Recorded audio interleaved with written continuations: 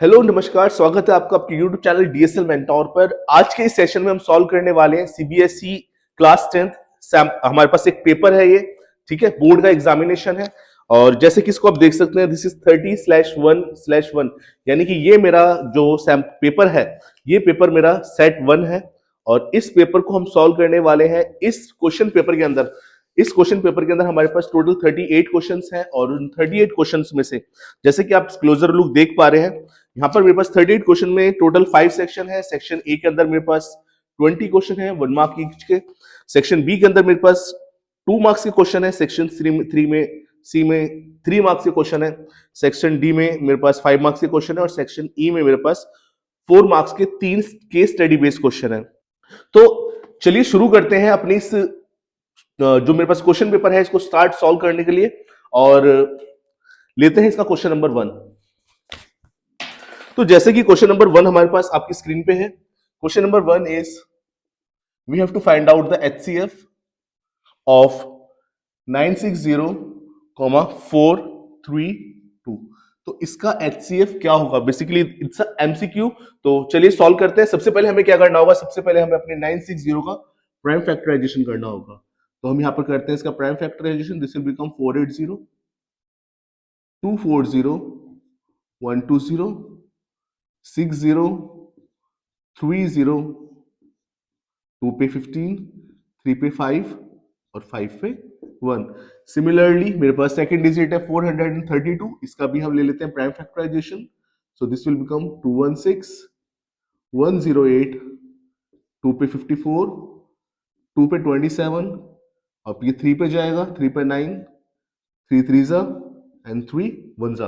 तो मेरे पास मेरा प्राइम फैक्टराइजेशन आ गया है 960 और 432 का is equal to 1 2 3 4 5 6, 2 raise to power 6 multiply by 3 multiply by 5, and this is 1 2 3 4, 2 raise to power 4 multiply by 3 raise to power 3।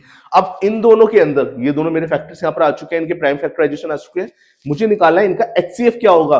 तो एचसीएफ मेरा कितना हो जाएगा? The HCF is highest common factor.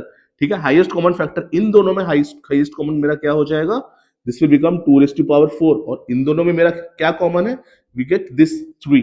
ठीक है, तो ये मेरे पास कितना हो जाएगा? 2 raise to power 4 is 2 to the 4, 2 the 8, 2 the 16, and 16 3 is 48, and this is our option number A. Okay, चलते हैं क्वेश्चन नंबर 2 की तरफ।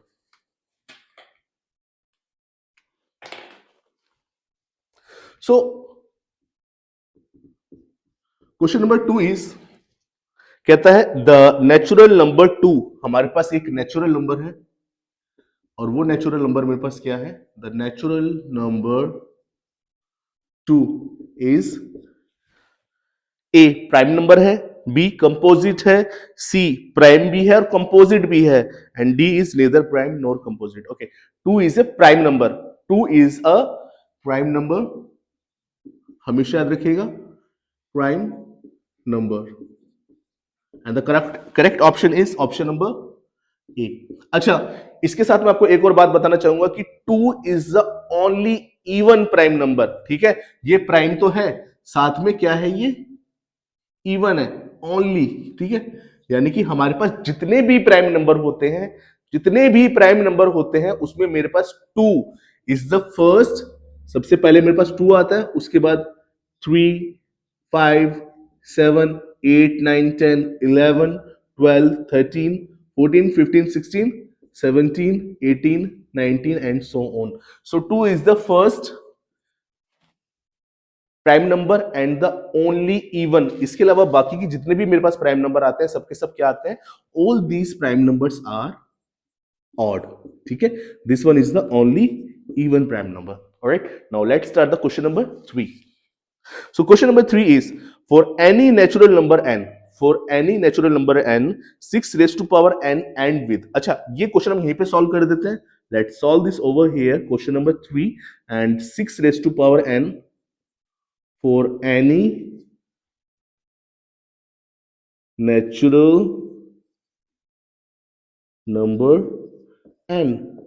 तो तो किसी भी नेचुरल नंबर n के लिए, अच्छा इसको हम एक काम करते हैं, थोड़ा सा इसको सॉल्व करके देख लेते हैं, एक बार कहना क्या चाह रहा है। अगर हम 6 रेज टू पावर 1 करते हैं, नेचुरल नंबर मेरे कहां से स्टार्ट होते हैं, 1 से, ठीक है, नेचुरल नंबर 1 से स्टार्ट होते हैं और होल नंबर मेरे हमेशा 0 से स्टार्ट होते हैं, ठीक है।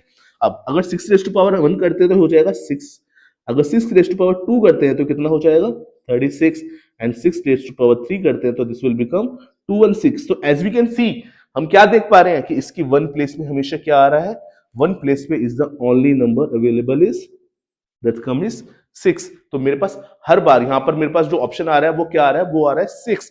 तो the correct answer is option B which is 6, ठीक है। हमेशा मेरा 6 रेज टू पावर n किस पे एंड होगा, ऑप्शन बी 6 पे, ठीक है। So let move to the question number 4। तो उससे पहले थोड़ा सा स्पेस क्रिएट कर लेते हैं। Alright, so question number 4 is the graph of y is equal to fx is given by, अच्छा मेरे पास यहां पर एक ग्राफ गिवन है, let me first draw this graph।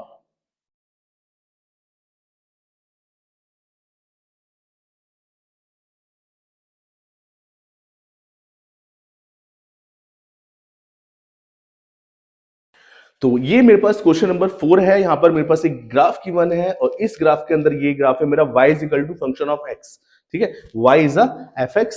और अब मुझसे यहां पर पूछ रहा है कि इस fx के लिए मेरे नंबर ऑफ जीरोस क्या कितने होंगे। तो बेसिकली ये जो क्वेश्चन है हमारा, ये बहुत ही आसान क्वेश्चन है। हमने हमारी एक्सरसाइज थी यहाँ पर, आई थिंक 2.1 एक्सरसाइज थी, उसमें हमने क्वेश्चंस करे थे। तो जैसे कि आप देख सकते हैं कि इस ग्राफ के अंदर जो मेरा एक्स एक्सिस है, ये एक्स एक्सिस जो होता है, जितनी बार मेरा ग्राफ इसको टच करके जाता है या टच करता है या इंटरसेक्ट करके क्रॉस करके जाता है, उतने ही मेरे नंबर ऑफ जीरो हो जाते हैं। फॉर एग्जाम्पल अगर हम इस ग्राफ को कंसिडर करते हैं, लेट कंसिडर दिस ग्राफ, तो ये मेरे ग्राफ जो है इस एक्स एक्सिस को दो जगह पे टच करा है, तो नंबर ऑफ जीरो 2 होंगे। अगर सपोज कीजिए मेरे पास ये वाला ग्राफ है ऐसे, ठीक है, लाइक ये टच करके यहां से जा रहा है, तो यहां पर टच करेगा तो सिंगल पॉइंट पे टच करेगा तो इसके 1 0 होंगे। अब अगर हम इसी ग्राफ को थोड़ा सा और अगर दूसरे तरीके से ले लें, लाइक हमारी बुक में भी शायद ऐसा कोई ग्राफ गिवन है, ऐसा इस तरह का कोई ग्राफ गिवन है, तो यहां पर 1 2 3 एंड 4, तो नंबर ऑफ जीरोस 4 होंगे। बेसिकली कहने का मतलब क्या है कि मेरी एक्स एक्सिस पर जब मेरा ग्राफ टच करता है, तो एक्स एक्सिस पे यहां पर मेरी जो वैल्यू है वो मेरी एफ एक्स की, वाई की वैल्यू क्या हो जाएगी, 0 हो जाएगी। तो वाई की वैल्यू 0 कितनी बार होगी, अब अगर हम यहां पर देखें तो ये ग्राफ तो मेरा एक्स एक्सिस पर टच कर ही नहीं रहा है, तो यहां पर नंबर ऑफ जीरोस कितने हो जाएंगे, 0। And the correct option is option number A. Alright, now let move to the next question, question number 5। So question number 5 मेरा क्या कहता है, a pair of linear equation in two variable is represented by two coincident lines। coincident lines कह रहा है बेटा, coincident lines।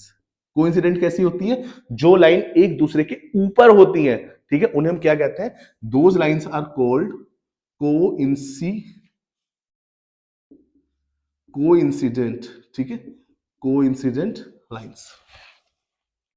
अब कहता है then the pair of equation, कितने सॉल्यूशन होंगे इस पेयर ऑफ इक्वेशंस के। अच्छा, जब मेरे पास ऐसी कंडीशन होती है तो मेरे पास a1 upon a2 is equal to b1 upon b2 is equal to c1 upon c2, and this type of arrangement has infinite many solutions.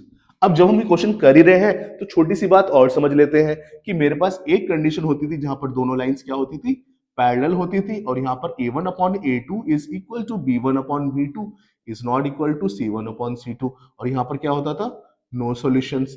Similarly जब मेरी लाइंस आपस में इंटरसेक्ट करके जाती हैं तो यहां पर मेरा क्या होता है, a1 upon a2 is not equal to b1 upon b2 और वी हैव वन सॉल्यूशन।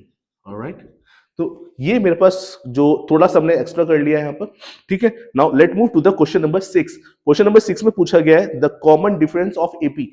अच्छा, यहां पर हम इसको उतार लेते हैं, क्वेश्चन नंबर 6, एपी मेरे पास गिवन है, AP is given bye √2 2√2 3√2 4√2 and so on. तो कॉमन डिफरेंस डी कितना होता है, is given bye a2 minus a1, a2 is 2√2 and a1 is √2, तो 2√2 में से √2, अच्छा अगर 2√2 में से √2 घटाओगे तो वैसे √2 ही आएगा, लेकिन इसको करने का एक और तरीका होता है कि लाइक आप यहां से √2 कॉमन ले लें, अगर किसी को कंफ्यूजन होता है तो उसके लिए है ये। रूट टू कॉमन ले लेंगे, इसके पास बचेगा 2 और इसके पास बचेगा 1, 2 माइनस 1 इज 1, तो we get root two and the correct option is option number A. तो अभी तक हमने 6 क्वेश्चन हमारे जो है एमसीक्यू के सॉल्व कर लिए हैं इस वीडियो के अंदर। So let move to the question number 7। Before that यहाँ पर थोड़ा सा इसको हम इरेज कर देते हैं जल्दी से। So question number 7 is कि if triangle ABC and triangle DEF are similar such that 2 of AB is equal to DE, so इसको सबसे पहले हम लिख लेते हैं। The solution is कि triangle ABC is similar to triangle DEF such that 2AB मेरा किसके बराबर है, DE के बराबर है, और BC मेरे पास दे रखा है 8 centimetre and we have to find out कि EF मेरा कितना होगा। ऑलराइट, जब मेरे पास दो ट्रायंगल सिमिलर होते हैं, जब मेरे पास दो ट्रायंगल सिमिलर होते हैं तो साइड्स मेरी क्या होती हैं, साइड्स की रेशियो मेरी प्रोपोर्शन में होती है। यानी कि हम यहाँ पर क्या लिखेंगे, वी विल राइट हियर कि triangle ABC is similar to triangle DEF, तो मेरे पास आ जाएगा AB अपॉन में DE is equal to BC upon में EF is equal to AC upon में DF। नाउ अब हमें कौन कौन से यहां पर जो है रेशियोज चाहिए, तो हमें चाहिए एक तो AB वाला पार्ट और एक हमें चाहिए BC वाला। खैर हमें इससे कोई लेना देना नहीं है, हम इन दोनों को कंसीडर करते हैं। डेट AB अपॉन में DE is equal to BC upon में EF। अच्छा, DE मेरा कितना है, ट्वाइस ऑफ AB, तो put it here, I am writing here AB twice of AB is equal to BC मेरे पास है 8 और EF मेरा कितना है नहीं पता, cancel out, we get by cross multiplication EF कितना आ जाएगा 16 centimetre and the correct option is option D is my correct option. ठीक है, now let move to solution 8। Now question है मेरे पास, कहता है the mid point of the line segment joining the point, we have 2 points 5, -4 and we have 6, 4। तो यहां पर मेरे पास कहता है the mid point of the line segment, तो सबसे पहले इनका मिड पॉइंट निकाल लेते हैं। तो मिड पॉइंट इनका क्या हो जाएगा, this will become 5 + 6/2 and -4 + 4/2, this is my mid point. ठीक है ना, x1 + x2/2 and y1 + y2/2, क्योंकि यहाँ पे मेरी रेशियोज क्या हो जाती है, रेशियो मेरी m1 अपॉन m2 मेरा हो जाता है मिड पॉइंट के अंदर 1:1। ठीक है, तो ये मेरे पास कितना आ जाएगा, दिस विल गेट 11/2 एंड 0। अच्छा जी, तो कहता है the mid point of the line segment joining these 2 points lies on. अच्छा, यहां पर मेरे पास y की वैल्यू कितनी आ गई है, y की वैल्यू मेरे पास आ गई है 0, और y की वैल्यू 0 मेरी कहां होती है, अभी हमने थोड़ी देर पहले क्वेश्चन में करा था ग्राफ वाले में, मैंने आपको बताया था कि y की वैल्यू 0 जब मेरे को यहां पर गिवन था वहां पर कि y fx था, और मुझसे पूछा गया था कि इस ग्राफ के लिए ये मेरा कितनी बार जो है मेरे जीरोस यहां पर आ रहे हैं, तो यहां पर मेरी y की वैल्यू 0 थी, और y की वैल्यू 0 मेरी कहां होती है, ऑन x एक्सिस। ठीक है, तो x एक्सिस पर मेरी y की वैल्यू क्या होती है, इस पूरे एक्सिस पर मेरी y की वैल्यू होती है 0 and the correct option is option number A. All right, so now let's move to the next question, question number 9. The question number 9 is कहता है sin theta is equal to, sin theta is given by A upon B and sin theta क्या होता है P by H। तो अगर मैं यहाँ पर एक राइट एंगल ट्रायंगल ले लूं, so this is my P is A and H is B, तो ये कितना हो जाएगा बाय पाइथागोरस थ्योरम, ये मेरे पास आ जाएगा b² - a²। तो मुझसे पूछता है कि cos थीटा कितना होगा, भाई cos थीटा कितना हो जाएगा, cos थीटा इज b/h, तो b is b² - a² and h is b, तो correct option is option number C is my correct option. Let's move to solution number 10।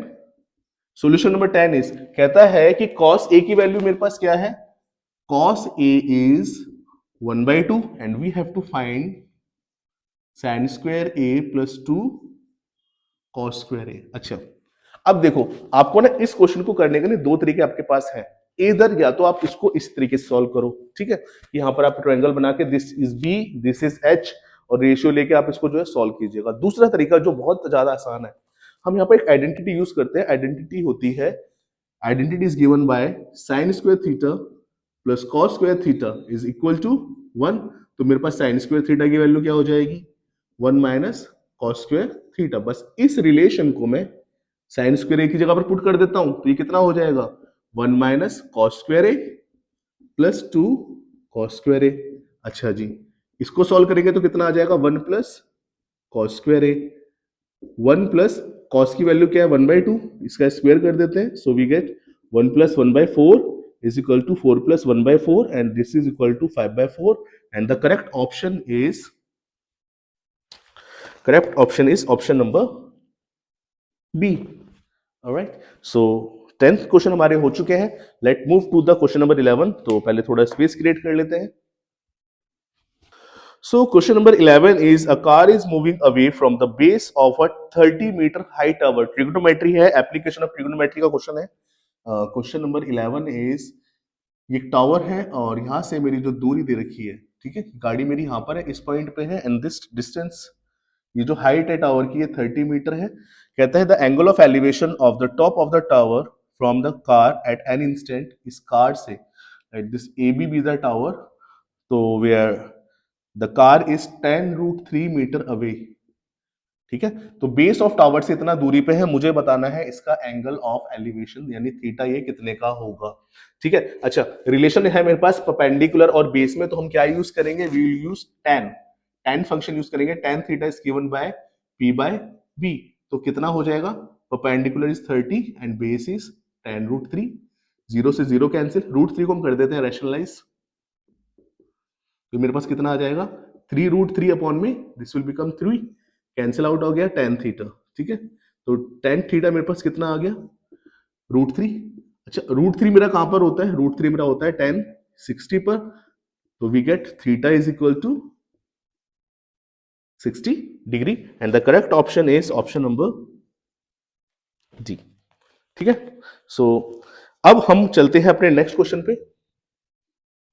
Question number is 12 and the 12 question में उससे कहता है कि TP and TQ are two tangent to a circle with centre O.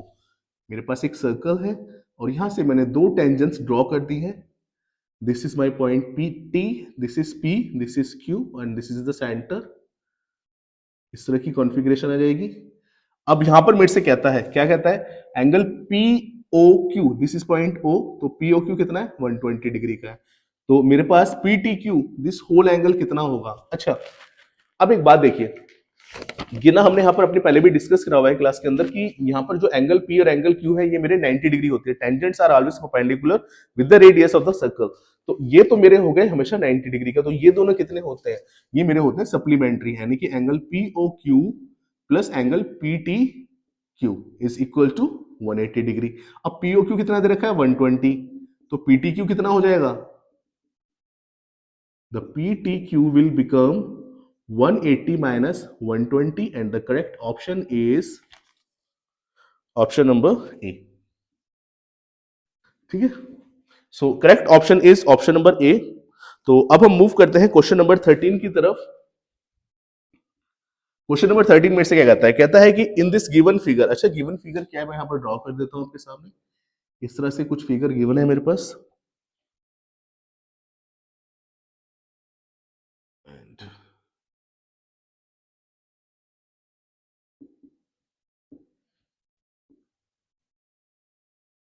This is A and this is the point B. Now अब कहता है कि if PA is the tangent from external point P, तो PA क्या है, PA is tangent, तो ये मेरे पास हो जाएगा 90 डिग्री का। PA is tangent to a circle with centre O and angle POB, angle POB is equal to 125, तो we have find out APO, हमें निकालना है कि APO। अच्छा, अब अगर आप ध्यान से देखें तो यहां पर हमारे पास यूज हो रही है एक्सटर्नल एंगल प्रॉपर्टी।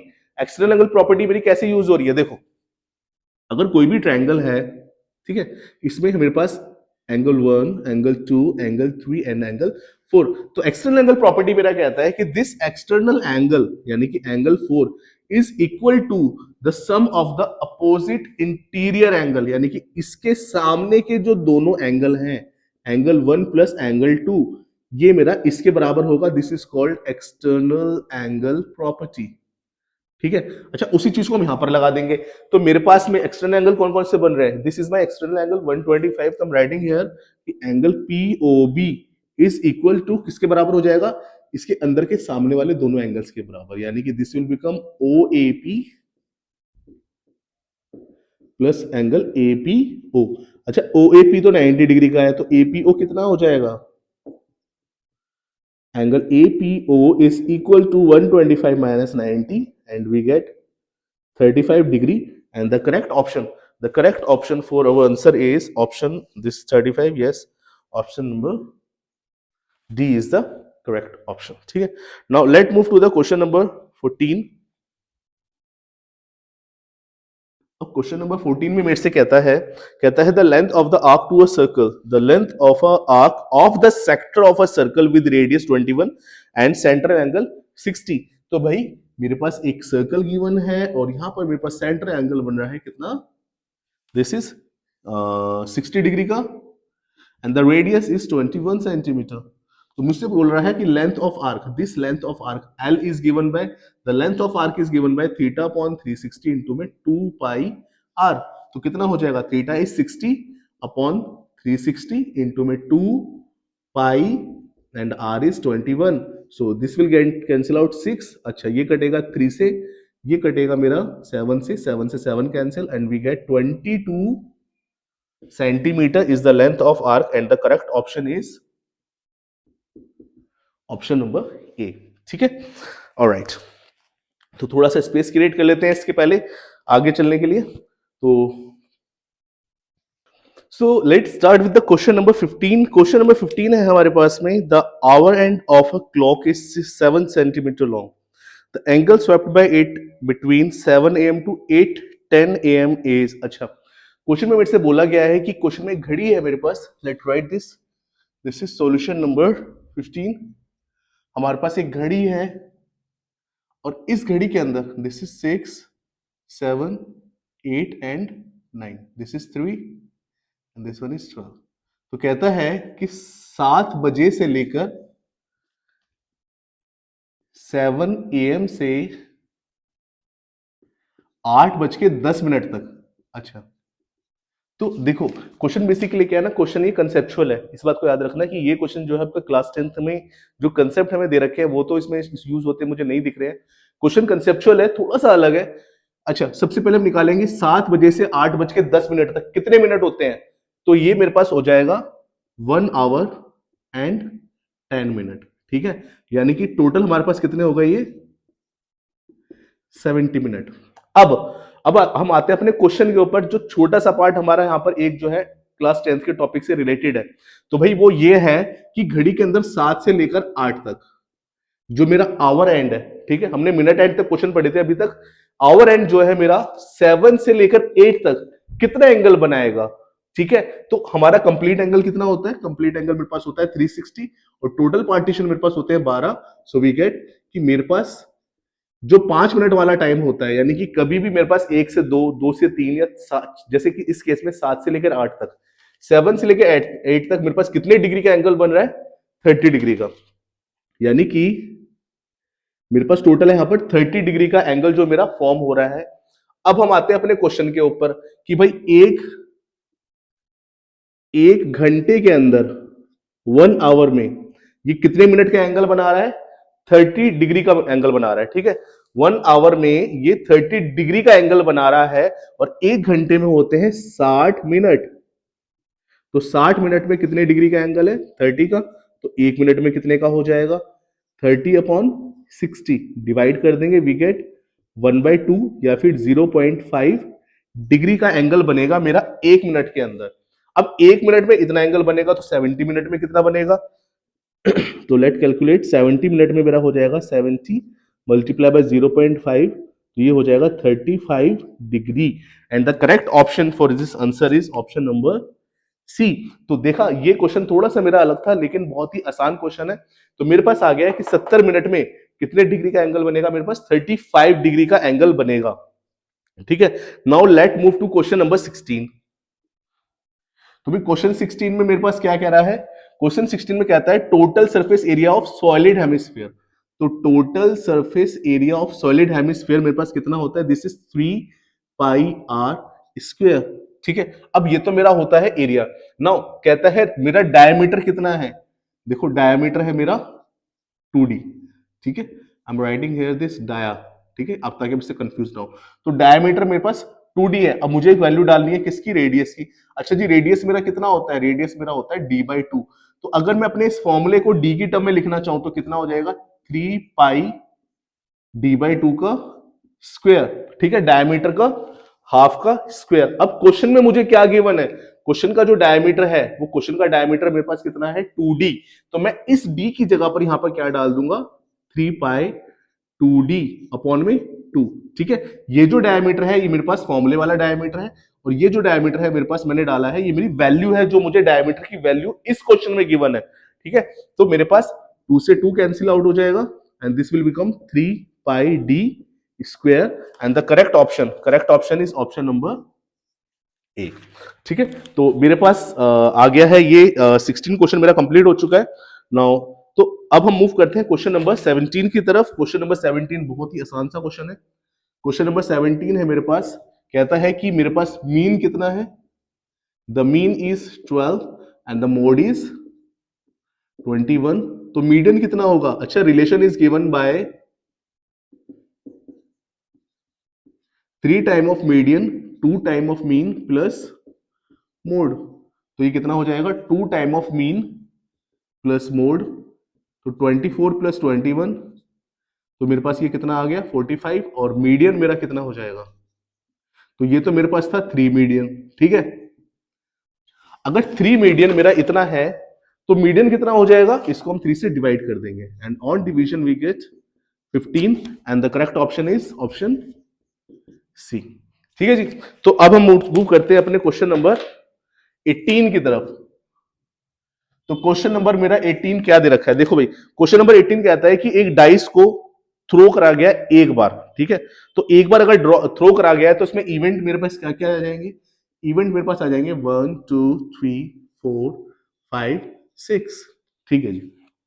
कहता है probability of getting a number other than 3, यानी कि 3 को छोड़कर कोई और नंबर आ जाए तो क्या क्या आ सकता है, 1 आ सकता है, 2 आ सकता है, 4 5 6 आ सकता है। तो probability of event other than 3, तो मेरे पास यहां पर फेवरेबल आउटकम कितने हैं, देखो probability is given bye favourable outcome upon में टोटल पॉसिबल आउटकम। तो टोटल पॉसिबल आउटकम तो मेरे कितने हो जाएंगे 6, लेकिन फेवर में कितने हैं, फेवर में मेरे पास है total 5 outcomes, and the total are 6। तो correct option is option number C. So यहां तक हमारे क्वेश्चन नंबर 18 कंप्लीट हो चुके हैं। Now let quickly move to, मेरे पास 2 क्वेश्चन और है भी इस एमसीक्यू पार्ट में। सो क्वेश्चन नंबर 19 इज, अच्छा, क्वेश्चन नंबर 19 मेरे पास कहता है असर्शन और रीजन का क्वेश्चन है। कहता है कि the probability of leap year has 53 Monday, ठीक है। अच्छा जी, लीप ईयर में मेरे पास कितने डेज होते हैं, लीप ईयर में मेरे पास होते हैं 366 डेज। नॉर्मली मेरे पास 52 वीक्स होते हैं, और अगर मैं इसको 7 से मल्टीप्लाई कर दूं तो दिस विल बिकम 364। तो मेरे पास 364 और 366 में कितने डेज का अंतर आ रहा है, 2 डेज का, ठीक है। नाउ कहता है probability that a leap year has a 53 Monday, 53 Monday की यहां पर प्रोबेबिलिटी मेरी क्या हो जाएगी, प्रोबेबिलिटी मेरी हो जाएगी, क्योंकि 2 है तो मेरे इन दोनों ही दिन पे मेरा मंडे आ सकता है, तो 2/7। Now the reason is probability a non leap year. अच्छा, नॉन लीप ईयर में मेरे पास टोटल नंबर ऑफ डेज होते हैं, यहाँ पर नॉन बाद में लिख देता हूँ, वी हैव 365 डेज, एंड मेरे पास यहाँ पर 1 डे एक्स्ट्रा हो जाता है, ठीक है। तो 53 मंडे होने की प्रोबेबिलिटी यहाँ पर मेरी क्या हो जाएगी, इसमें मेरी प्रोबेबिलिटी हो जाती है 1/7। तो हमेशा याद रखिएगा, ये क्वेश्चन बहुत इंपॉर्टेंट है, कई बार एमसीक्यू में पूछा जाता है कि लीप ईयर के अंदर कभी भी अगर संडे मंडे आने की प्रोबेबिलिटी क्या होगी, वो हमेशा 2/7 होगी, और नॉन लीप ईयर के अंदर, नॉन लीप ईयर में मेरे पास एक दिन एक्सेस होता है, तो प्रोबेबिलिटी मेरी हो जाएगी 1/7, ठीक है जी। नाउ अब यहां पर मेरा असर्शन तो ट्रू है but reason is false, so the correct option is C, that assertion is true but reason is false. Now let's move to question number 20. तो क्वेश्चन नंबर 20 मेरा क्या कहता है कि मेरे पास कोई पॉलिनोमियल है p y and is given by y square plus 4y plus 3 has 2 zeros. तो भाई मेरा 2 डिग्री का पॉलिनोमियल है बेसिकली है, तो ये क्वाड्रेटिक पॉलिनोमियल एक तरह से, और जब मेरा क्वाड्रेटिक पॉलिनोमियल होता है तो वहां पर नंबर ऑफ जीरोस हमेशा मेरे 2 तो होते ही हैं, ठीक है। ठीक है, हैज टू जीरोस। अब कहता है a quadratic polynomial can have at most two zeros. अब यहां पर जो मुझे रीजन दे रखा है, रीजन में क्या कहता है कि जो मेरे नंबर ऑफ जीरोस हैं वो कितने हो सकते हैं, एट मोस्ट टू हो सकते हैं। बिल्कुल सही कहा इसने, भाई ज्यादा से ज्यादा मेरे टू हो सकते हैं। और अगर मेरा यहाँ पर जो डिस्क्रिमिनेंट होता है, जब मेरा वो इक्वल हो जाता है, तो वहां पर मेरे पास सेम ही रूट्स आ जाते हैं, ठीक है ना। जब डी की वैल्यू यानी B square minus four AC मेरा जीरो हो जाता था, तो जब मेरा डी की वैल्यू जीरो होती है तो रूट्स मेरे क्या हो जाते हैं, रूट्स मेरे हो जाते हैं इक्वल, ठीक है। तो यानी कि एक ही टर्म मेरी दो बार आती है तो वहां पर मेरा सिंगल बन जाता है, ठीक है, रूट। तो यस, एट मोस्ट टू हो सकते हैं। और यहां पर भी सही कह रहा है, बट एक छोटा सा यहाँ पर चक्कर है कि जो ये रीजन है ना, ये इसकी करेक्ट एक्सप्लेनेशन नहीं है, ठीक है। तो यहां पर हम बोलेंगे कि yes assertion is true, but this is my option number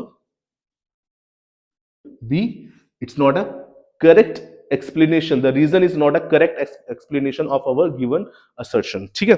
so in this session अब हमने यहाँ पर जो है अभी तक हमारा 20 क्वेश्चन जो है कंप्लीट हो चुके हैं। और जो फर्स्ट 20 क्वेश्चन थे जो कि मेरे एमसीक्यूज थे वो सॉल्व हो चुके हैं। और इस सेशन को हम यहीं पे अपना अभी फिनिश करते हैं, और ताकि वीडियो ज्यादा लेंथी ना हो। अगर आपको वीडियो अच्छी लगी हो, प्रोडक्टिव लगी हो, आपको अगर आपने कुछ गेन करा हो इससे, तो please do subscribe this channel and like करना ना भूलिएगा। अपने फ्रेंड्स के साथ भी शेयर कीजिएगा। एंड बाकी का जो इसका नेक्स्ट पार्ट है, पार्ट बी, उसको मैं जल्दी अपलोड करूंगा, जिसमें कि हमारे पास जो बाकी के जो 21 से 38 जो क्वेश्चन है वो उस पार्ट में रहेंगे, ठीक है। जिससे कि मेरी जो वीडियो लेंथ है वो भी हमारी जो है वो ठीक है, सही रहेगी। ज्यादा लेंथी वीडियो भी ना परेशान कर देती है। सो आई होप आपको सेशन अच्छा लगा होगा। हिट लाइक फॉर अगर आपको अच्छा लगा हो, and thank you for watching this video. Thank you so much and have a nice day.